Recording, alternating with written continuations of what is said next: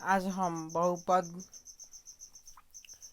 Chapter number 9 पढ़ रहे हैं, जिसमें बहुपद में सबसे पहले शुरू करने से पहले चर राशि और अचर राशि इन दोनों को देखिए। चर राशि क्या किसे कहते हैं और अचर राशि कैसे कहते हैं। देखिए, चर राशि चर राशि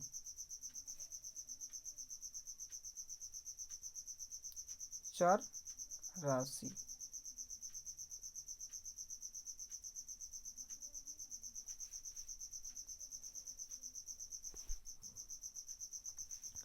अनिश्चित चर राशि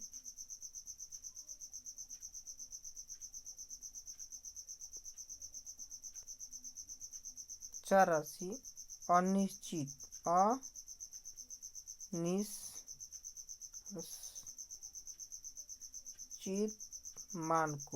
अनिश्चित मान को चर राशि कहते हैं। चर राशि कहते हैं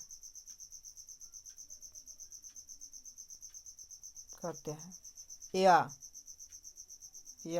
दूसरी परिभाषा देखिए, या वह राशि जिसका मान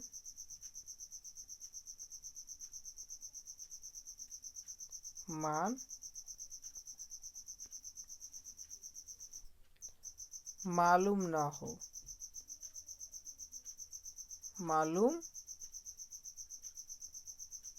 हो वह चर राशि कहलाती है।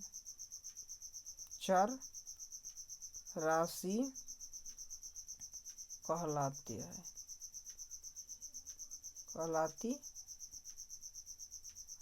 जैसे देखिए, एक्स वाई जेड क ए अ ये सब क्या है? चर राशि। यानी कि इस समीकरण में X Y Z A B C D या अ क ख कोई भी इस तरह का राशि दे, यानी संख्या दे, संख्या नहीं होगा मगर राशि दे, यानी इस तरह कोई दे दे कि इसका यह मान होगा, तो निश्चित नहीं है। किसी समीकरण में x का मान 2 आएगा, किसी समीकरण में 5 आएगा, तो इसलिए इसका हम निश्चित मान नहीं कह सकते हैं। अनिश्चित मान है, यानी बदलता रहेगा मान। तो या जिसका मान हमें मालूम नहीं रहता मगर मान हम उसको निकालते हैं, हकीकत में उसका मान मालूम नहीं है, उसका एक निश्चित राशि नहीं होता है, अलग अलग संख्या पर अलग अलग जगह पर अलग अलग हुआ, इसलिए अनिश्चित मान होता है, जिसे चर राशि कहते हैं। अचर राशि अब देखिए, जैसे हम समझ गए, जैसे में है एग्जाम्पल में है, एग्जाम्पल में नोट कीजिएगा ये परिभाषा।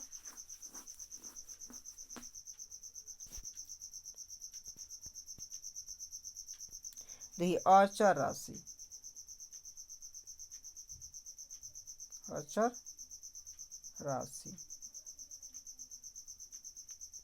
इसका परिभाषा होता है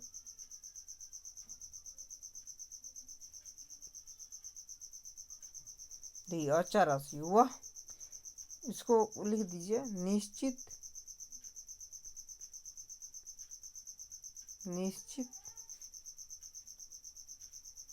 मान को अचर राशि कहते हैं।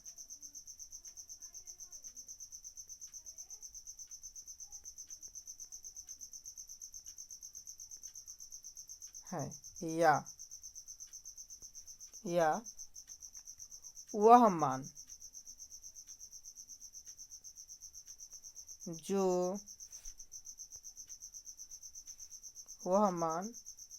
जो हमेशा निश्चित रहे।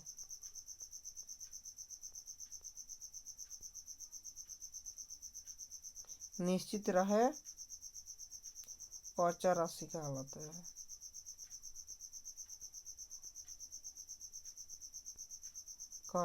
है।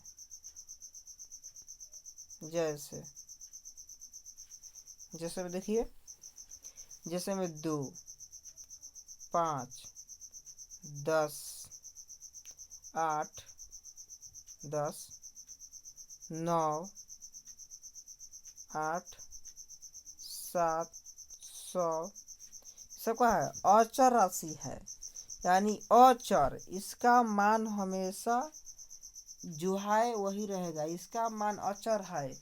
आज भी इसी तरह दो का दो ही होगा 10, कल भी 2 का 2 ही होगा, यानी यह हमेशा यही मान रहेगा, ये बदलने वाला मान नहीं है, 2 का 2 ही होता है, इसलिए ये अचर मान होगा।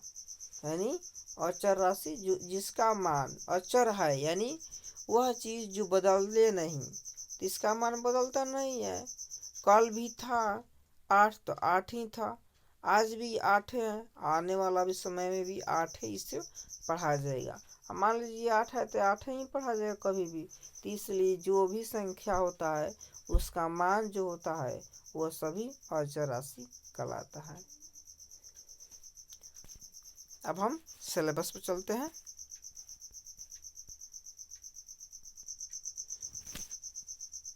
देखिए, समान पद और असमान पद, यहाँ किताब के ही परिभाषा हम समझाने का प्रयास करेंगे। जब पदों के बीजीय गुणनखंड एक जैसे ही हो तो वह पद समान पद कहलाते हैं। यानी बीजीय गुणनखंड जो पद होगा, जो भी संख्या होगा, उसका मान क्या हो, एक ही जैसा हो, एक ही हो, उसका मान गुणनखंड एक ही हो, वह समान पद कहलाते हैं।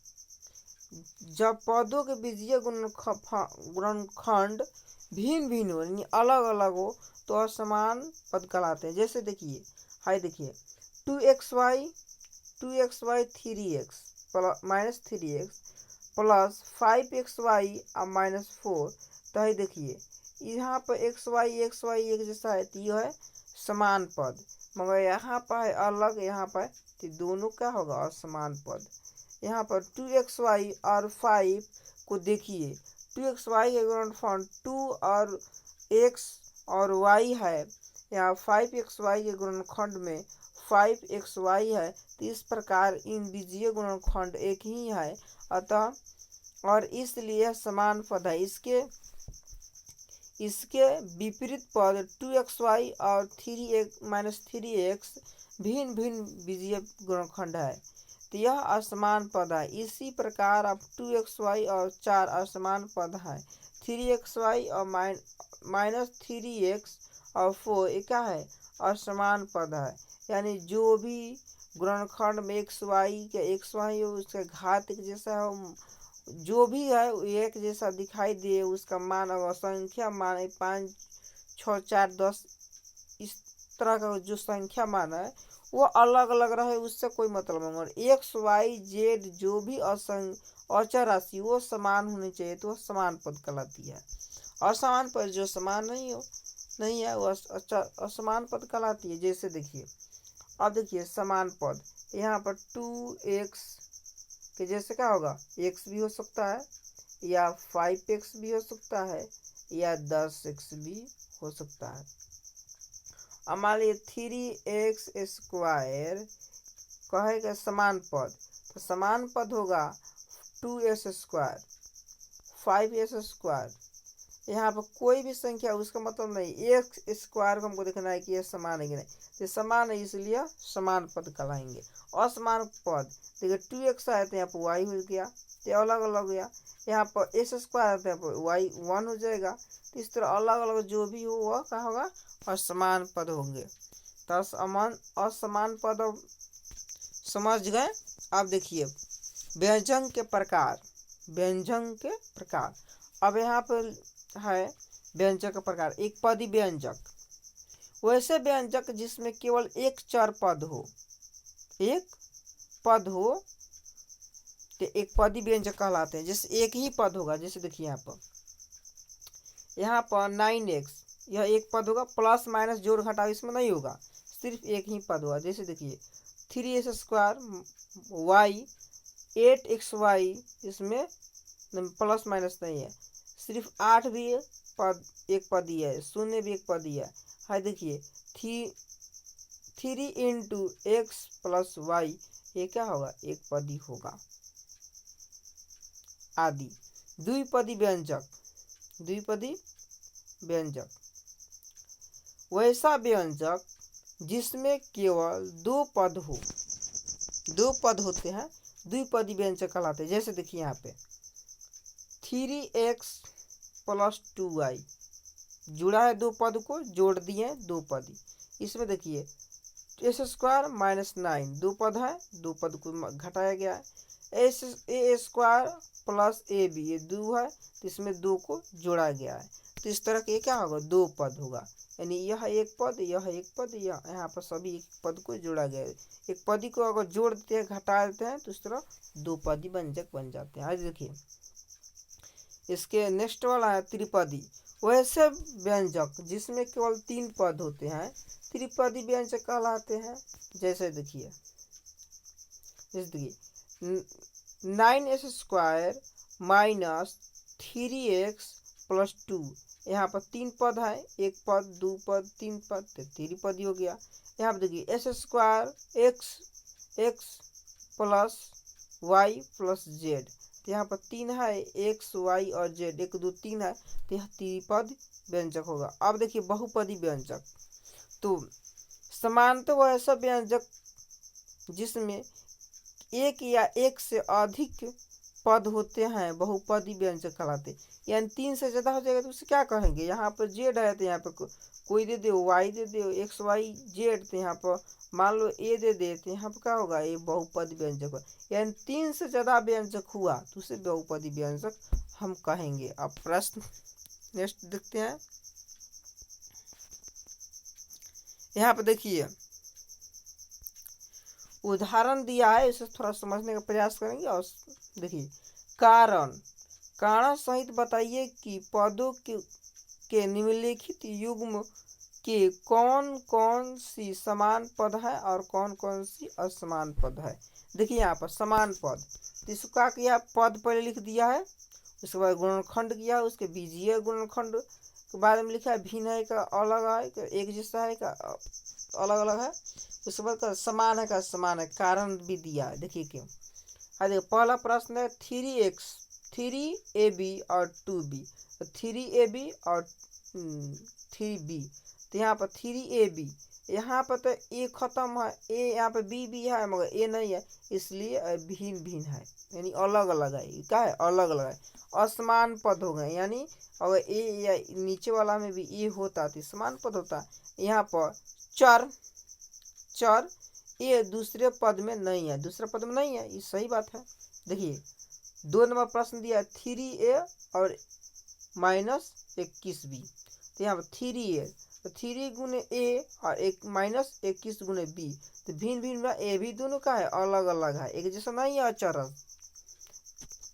चौरासिया ये भी क्या असमान पद है। देखिए बीजीय गुणनखंड भिन्न भिन्न है, यहाँ पर गुणनखंड जो किया जा रहा है वो क्या अलग अलग है।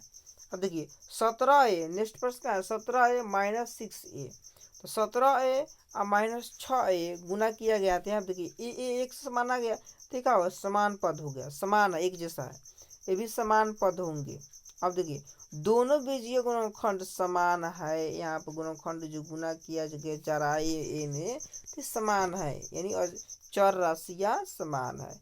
यहाँ पर 3a² b, यहाँ पर 3ab², तो यहाँ पर देखिए ए एक जैसा हो गया मगर यहाँ पर बी भी एक जैसा होगा, हाई दो नहीं मिल रहा है, तो ये क्या भिन्न भिन्न यानी अलग अलग, गुणनखंड क्या है अलग अलग है, इसलिए असमान पद हो गया। चर तो एक जैसी है किंतु उनकी घात असमान है, यानी यह घात अगर नहीं होती तो यह समान पद हो जाती। अब इसी तरह दिया जो गया होगा प्रश्न में, अब उसको हम हल करेंगे। देखिए 9.1 प्रश्न संख्या 1 देखिए, यह इसमें है निम्नलिखित व्यंजकों में से चर एवं अचर राशियां। देखिए प्रश्न संख्या 9.1 की 1, यहाँ पर दिया है 5x + 2, तो इसमें लिखिए चर राशि, और यहाँ पर लिख दी अचर राशि।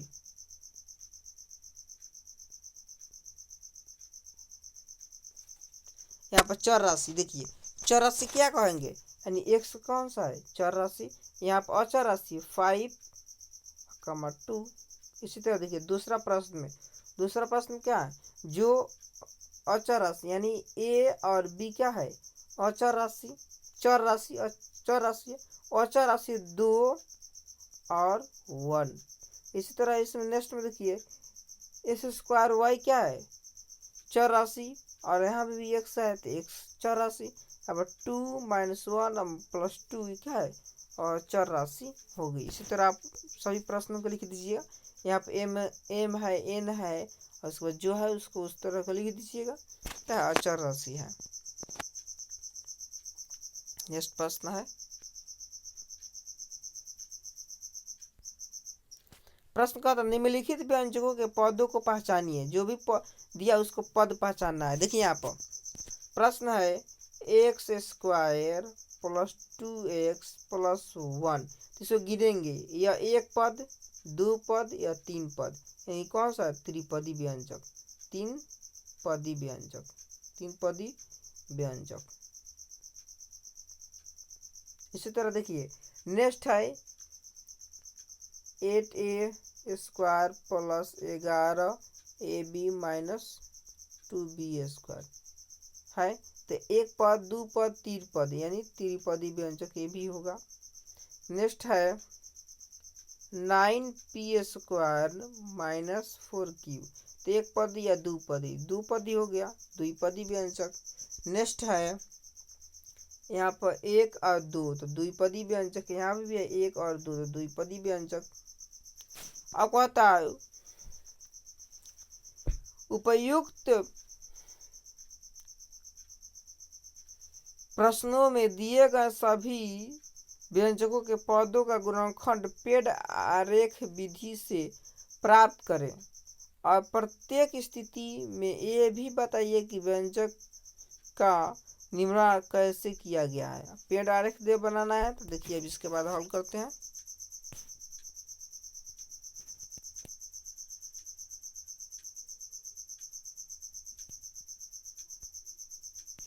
सबसे पहले प्रश्न को पेड़ आरेख विधि से हल कर लीजिए।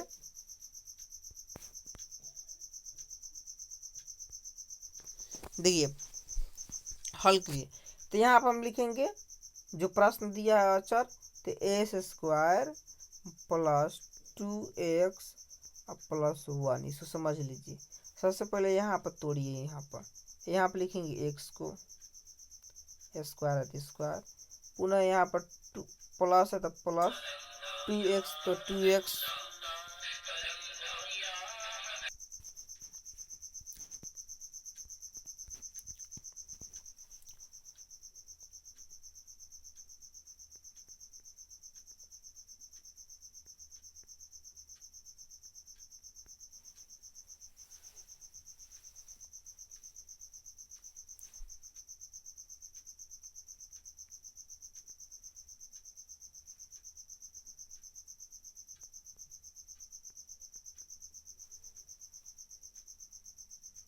x², यहाँ पर होगा प्लस में 2x, अब क्या होगा प्लस में 2x, यहाँ पर +1।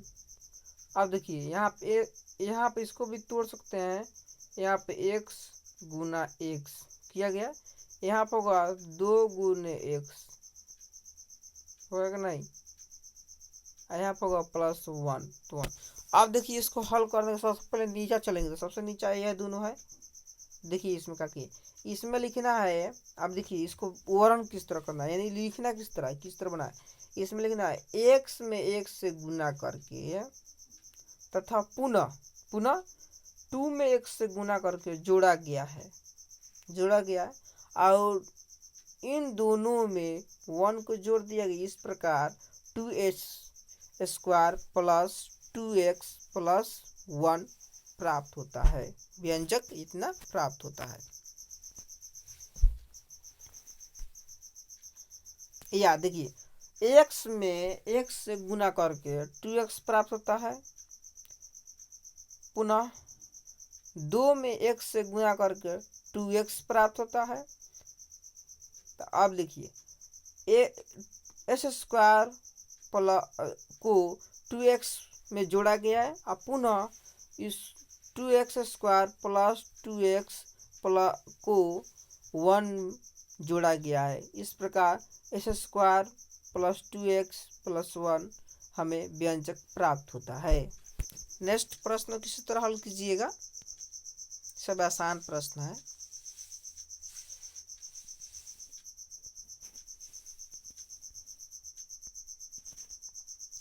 देखिए नेक्स्ट प्रश्न दिया है 12 स्क्वायर y में देखिए यहाँ पर दिया है 12 स्क्वायर y में स्क्वायर y का गुणांक लिखना है और x तथा y के गुणांक लिखना है। पहला प्रश्न है स्क्वायर y का गुणांक, ये किससे गुणा किया जाता है? तो यहाँ पर इतना हटा दीजिए, यानी देखिए इसको हम गुणनखंड करेंगे तो 12 गुना देखिए यहाँ पर स्क्वायर y, तो गुना किससे किया जा रहा है? यानी यहाँ पर x स्क्वायर y में किससे गुना किया था? 12 से। तो यहाँ पर लिख देंगे 12, गुणांक क्या होगा? 12 होगा, गुणांक 12। अब देखिए इसके बाद वाला प्रश्न है x तथा y के गुणांक। देखिए अब देखिए यहाँ पर क्या किया गया, x तथा y का, तो अब यहाँ पर देखिए थोड़ा यहाँ पुनः हल करते हैं। तो यहाँ पर किया गया है 12 गुना x स्क्वायर है तो इसको 2 बार गुना कर दीजिए और गुना y।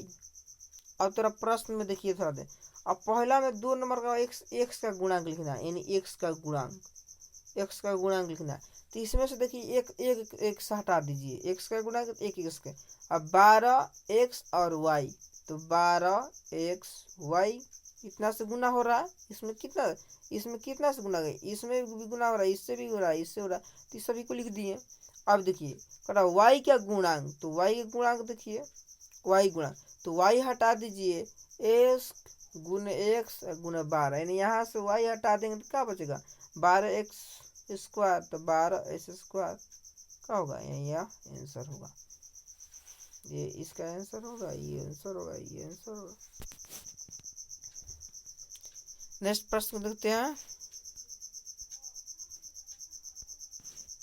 नेक्स्ट प्रश्न, निम्नलिखित पदों युग्मों में से समान पदों के समूह बनाइए। देखिए समान पद लिख दीजिए, समान पद, समान पद एक जैसा उसको देखिए 9s स्क्वायर y, देखिए यहाँ पर 9s स्क्वायर y कहाँ दी? 9x स्क्वायर y,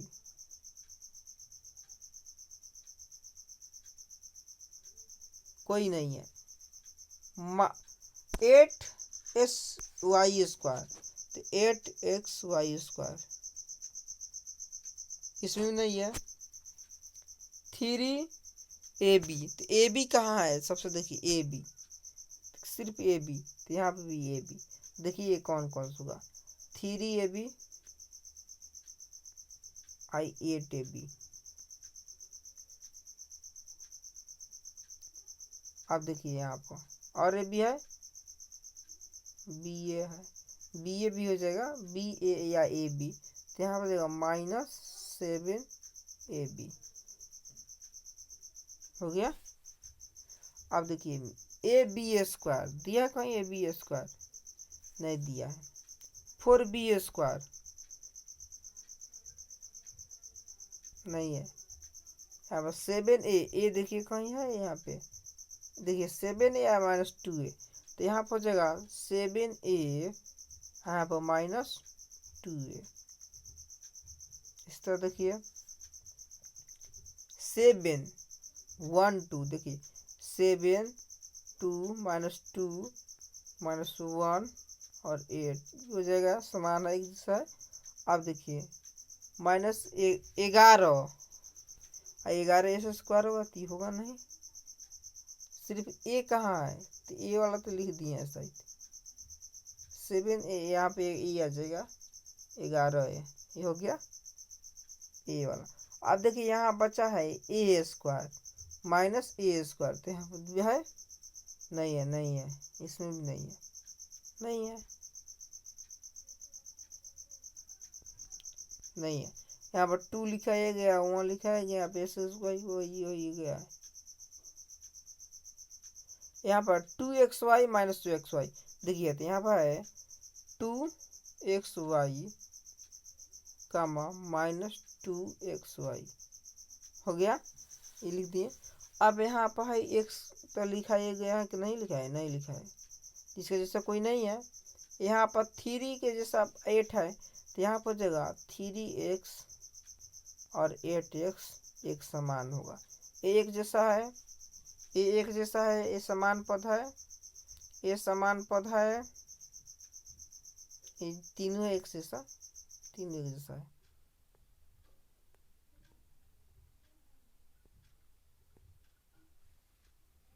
ये तीनों एक जैसा है, यह तीनों एक जैसा है, ए बी वाला एक जैसा है, ये समान पद है।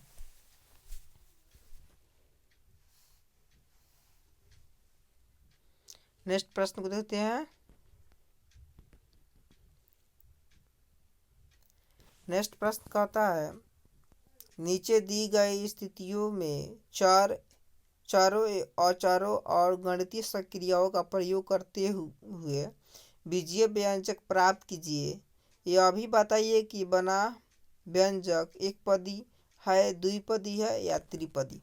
पहला प्रश्न पढ़िए और इसको व्यंजक बनाना, व्यंजक यानी इसके पहले समीकरण लिखने वाला था 1.4 में जो था 2 नंबर प्रश्न, उस समीकरण उसी तरह यह है। तो इसमें पहले सबसे पहले जिस तरह प्रश्न करता है उसी तरह हम करेंगे। x के दुगुने से यानी x के दुगुने, तो x में 2 गुने से यानी 2 से गुना कर दीजिए, से y कम यानी माइनस वाई। अब इसको देखिए हल कर दीजिए और 2x हो जाएगा और माइनस वाई तो y ये हो गया। अब यहाँ पद कौन है, एक पद और एक पद, दो पद हो जाएगा, एक पद और एक पद, दो पद होगा तो दो पद लिख दीजिए, दो पदी व्यंजक, दो पदी व्यंजक हो जाएगा।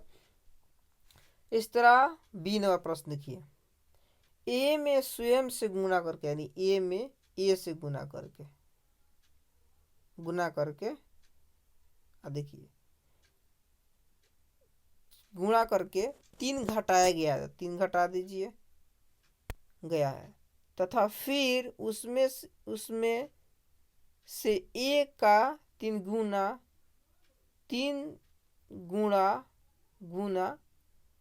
ए का 3 गुना घटाया गया, पुनः इसमें से ए का 3 गुना घटाए, तो ए का 3 गुना घटाया गया है, यहाँ पर ब्रैकेट में डाल दीजिए, तो जगह ए क्यू ए स्क्वायर माइनस 3 और माइनस ए 3 तो हो जाएगा आंसर। ऐसे पद कितना है, एक पदी, द्विपदी या 3 पदी, तो लिख दीजिए त्रिपदी व्यंजक। नेक्स्ट प्रश्न किसी तरह हल करते हैं।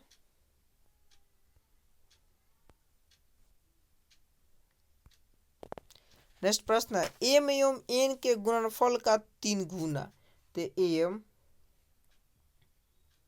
और एन के गुणनफल दोनों गुना कर दिए, के 3 गुना यानी के 3 गुना का 3 गुना, के 3 गुना यानी 3, इसका क्या होगा, इसमें पद कितना बना, 3 एम और एन, 3 में पद कितना है, एक पदी, तो यहाँ पर लिख दीजिए एक पदी व्यंजक,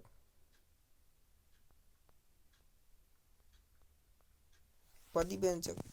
अब देखिए डी नंबर, ए का स्वयं से गुना करके, ए का स्वयं से गुना यानी ए को ए से गुना कीजिए, ए का स्वयं से गुना करके बी से गुना किया गया है, ए का स्वयं से गुना करके बी से गुना किया गया यानी बी से गुना किया गया है,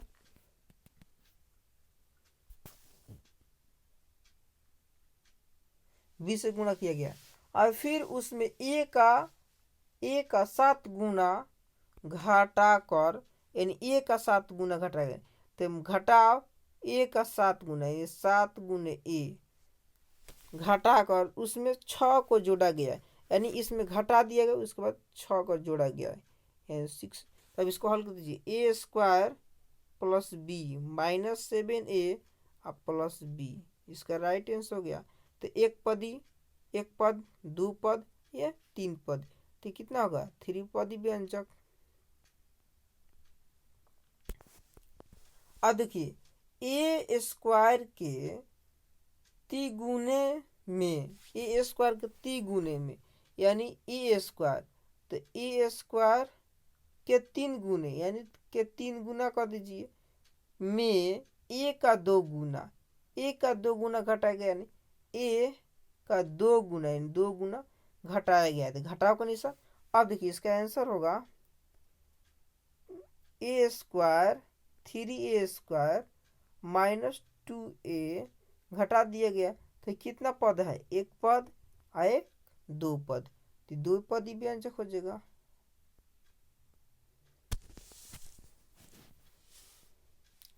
प्रश्नावली यहीं पर समाप्त होता है।